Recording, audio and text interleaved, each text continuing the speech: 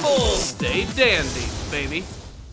Towa, Setsuna, and Moroha prepare for their final battle with Zero and Kirin as the Yashahime anime series prepares for its endgame. Are they going to be able to wrap up everything perfectly in the next episode of the series, which is going to be apparently the final episode of Yashahime?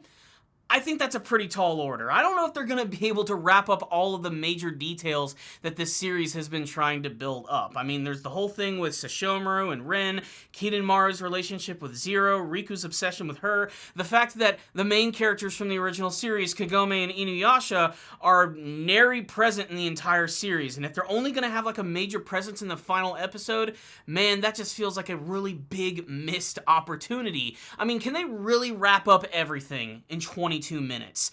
We're gonna have to wait and see. As it stands, this episode right here was okay at best. It feels like it's trying to build up to something grand, but it doesn't really pay off all that much. The entire episode really just amounts to Moroha teaming up with Towa and Setsuna as they go after Zero. They battle against her. She realizes that Riku has gotten all of the rainbow pearls back for her. This really pisses her off. She ends up getting her demon powers back, despite the fact that she's been using demon powers non-stop throughout the course of the series.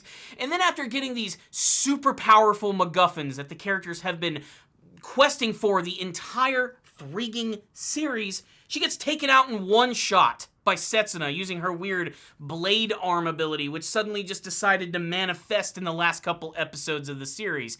If Zero is so powerful and she just gained the power of these rainbow pearls, why does she get taken out in one freaking shot? And then she ends up going to the afterlife where she's gonna have to walk down the freaking walkway of shame, where she ends up getting roasted by Sesshomaru's mom, which might be the best scene of the entire episode, by the way. I mean, Sesshomaru's mom is just such a total bitch, but man, she is fun to watch, especially when she just really digs into Zero over the fact that all of the emotions that she's showing are distinctly human, and for a character who really hates humans, this was one hell of a dig. She cut her deep right there. But here's the weird other twist that they just decided to introduce in this episode. Apparently, Zero is directly connected to Rin. When Zero dies, Rin dies. So Sesshomaru decides that he's going to jump into action, he's going to use the power of the Ten Seiga, and he's going to bring her back to life, thus bringing Rin back to life, but also again putting her in that weird eternal sleep. It's weird as hell. There's also this whole other plot twist with this like giant pinwheel of time, which is known as Akuru's pinwheel.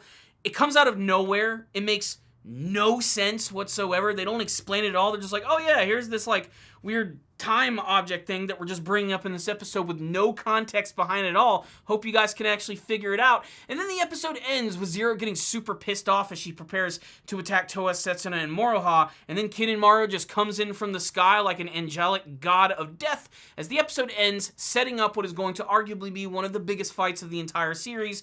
But I don't know if it's going to work at all. Not to mention, there's a whole other subplot that they introduced that they started showing at the end of the last episode and the beginning of this one, where we get to see that in the present day, there is Towa's teacher, Osamu Kirin, who is probably connected to Kirin. They seem to have the same exact voice, and the fact that they show him and then they immediately cut to Kirin, and in the present timeline, he's observing the Grim Comet as it's coming down into modern day times. How that's going to fit into the final episode remains to be seen. I think there's going to be some sort of connection with that Wheel of Time that they introduced in this episode. But again, it's just kind of a muddled mess. And it's all backed up by all this crazy, ridiculous, and convoluted action of Moroha, Towa, and Setsuna battling against Zero, which is really not all that remarkable. The only thing that's kind of interesting about it is the fact that they're battling at the big place that was burned down where Toga died and everything. Like, that's kind of interesting, but it doesn't really do anything for the episode. And again, Zero just ends up being a really confusing character. All we really know is that she wants to kill these girls. Like, that's her whole motivation. But it's so weird when Riku decides to come and he's like, hey, I got all these rainbow pearls for you. And then she gets really pissed off. And then she decides to take them back anyway. Things that were supposed to get rid of her demon abilities, despite the fact that she's using demon abilities. Do you see where I'm coming from? Basically, everything just seems a little sloppy here. I feel like they should have been building up this character of Zero a little bit more. And it seems like at the beginning they're like, all right, we're going to make Kirin this really crazy character. We're going to make him really cool. We're going to build him up Naraku style. And then they introduce Zero, like, oh wait, let's switch focus. Let's focus on her a little bit. Let's make her interesting. And they never really fully fleshed it out. They just bring it in all at the end, and it just comes across as fucking sloppy. So what's the rundown on this episode of Yashahime? I don't even know what to think about this one. I want to see how the series is going to end, but this episode right here is not giving me a lot of hope for how the series is going to wrap up everything, especially because I don't know, something about the fact that they keep showing us these previews for the episodes, which are supposed to subvert our expectations with something that's going to happen. Like, the preview for this episode showed that Zero was going to die, and she did die in this episode, but of course she came back. And then you see the preview for the next episode, which shows some really devastating shit is going to go down. Like, the only thing you see in the preview is, like, a massive crater, which is filled with the bodies of all, like, the main characters, and the only one who seems to be surviving is Towa. They're implying that all of her friends are going to die, but they're not going to kill off all these characters like this. Is Maru really that strong? Is he really going to be able to do all this shit? Especially with Sesshomaru being in town. When are Kagome and Inuyasha going to come back? Really, that's what I'm most interested in at this point. And how are all of these stories going to be wrapped up in such a short amount of time and done in a way that's going to be satisfying to the viewer? That is a massive, tall order. It is also worth mentioning that while it is called the final episode, there is the potential we could see more Yashahime in the future. Despite the fact that the series has certainly had its ups and downs in terms of its animation and its storytelling, I'd still like to think that Yashahime has probably been one of the more popular anime of the season, if only for the fact that it is connected to the original Inuyasha series. There's already a large fan base there who are ready to eat this stuff up, and it makes me wonder if this whole thing with the Grim Comet and everything else is sort of more of a build-up for the future of the series, but if they're able to wrap it all up in all that time, I mean, it's an accomplishment in a sense, but there's just so much to do in a final episode that I feel there's not going to be enough of an emotional payoff for some of the biggest scenes. I mean, most of the series has mainly revolved around the daughters of Sesshomaru, which are Towa and Setsuna. Moroha, for the most part, has been a supporting character, but she's just as important. She's the daughter of the main characters of the original series, and I want to see her interacting with her parents, and I want it to be emotional and impactful, but they're also going to have to balance that with everything that's going on with Towa and Setsuna and Sesshomaru. Not to mention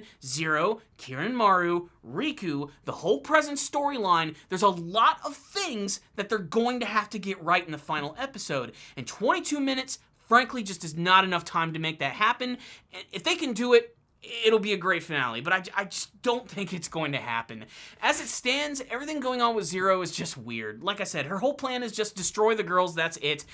And then the whole Rainbow Pearl aspect of it really bothers me. The fact that she got rid of them to get rid of her demon power, she's still using them, and when she finally does get those damn things back, Setsuna takes her out in one freaking shot. Like, it's not even like a super devastating attack. It literally looks like she has this weird red thing come out from her arm, and she whips her with it in the back, and then suddenly she's dead. That's all it took to bring this bitch down? I don't know. I just don't even know anymore. I don't even know. What I will say is, it wasn't the worst thing I've ever seen. And that's saying a lot, because after watching the episode, I just was not feeling it at all. To me, it was just really average. It felt like this is something that should have been built up to a little bit more and had more impact. As it stood, I was just watching, I was just like, that's okay. Let's see what's happening next. And then I saw the preview, I was like, oh, it's the final episode? Shit, we are screwed. I was like, damn, if we had a couple more episodes to build up some of these elements, I really think there could be something good here. But as it stands, one word to describe this episode and this entire storytelling that they've built up to is just that it's been sloppy.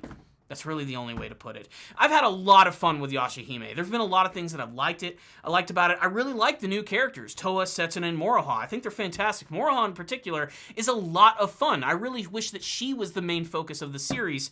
But as it stands, it's really all about the whole Sesshomaru children and all these other characters who really just, they're not blowing me away as much as I would hope they would, especially because I had so much more promise for the character of Riku, and as it stands, he's just some dude who's obsessed with Zero and blah, blah, blah, blah, blah. Look, I'm not trying to dog the series all that much. There are things about it that I do enjoy. I just wish that it could be more. I wish there could be more attention to detail and amazing stuff about the series. I don't know. Maybe it's just not living up to my standards. For me, this was a 3 out of 5. Just a painfully average kind of episode, and that hurts to say as we're moving into the finale of the show. But your thoughts may differ. Remember, these are just my opinions on the show, and you don't have to take them as gospel. If you think differently and you're liking everything that you're seeing, sound off in the comment section below and tell me why, and do it in a respectful manner, okay? Don't be a frickin' douche. We don't all have to like the same stuff, okay? That's the reason that we're humans. We're different. We have different opinions. And I really want to hear all of y'all's. You know, just sound off, comment section below. Tell me what you thought about this episode. If you liked it, if you didn't like it. Let me know if you think the final episode is going to be able to wrap up everything perfectly in a nice little bow, and what you hope to see from the final episode and the potential future of more Yashahime. Do you want to see more? Do you want it to end in the next episode? Should Inuyasha just be done after all of this? Let's discuss that, this episode, and all that stuff. Comment section below. Thank you guys so much for watching this review. Make sure to subscribe to the channel for more videos just like this one. If you did like this video, please give it a thumbs up. Helps out these videos a lot, ensures more people can see my videos when they're released, because YouTube's algorithm kind of sucks. Just saying it. That's just the way it is. I also want to take this time to thank all of my patrons. You guys are pretty freaking amazing making those monthly donations. Remember, first-time donators, I'll review an anime series of your choice, as well as adding your name to this list of super amazing people. Stay tuned to the channel. I have a lot of really big Patreon reviews which are coming up. One I'm hopefully about to wrap up in the next week, and it is for a comedy anime series which goes by the name of Mr. Osamatsu. I'm sure you guys have heard about that one, and boy, has that been one hell of a show to watch. So there it is, my friends. Thank you for watching this review. I'll see you all next time, and as always, stay down there, baby.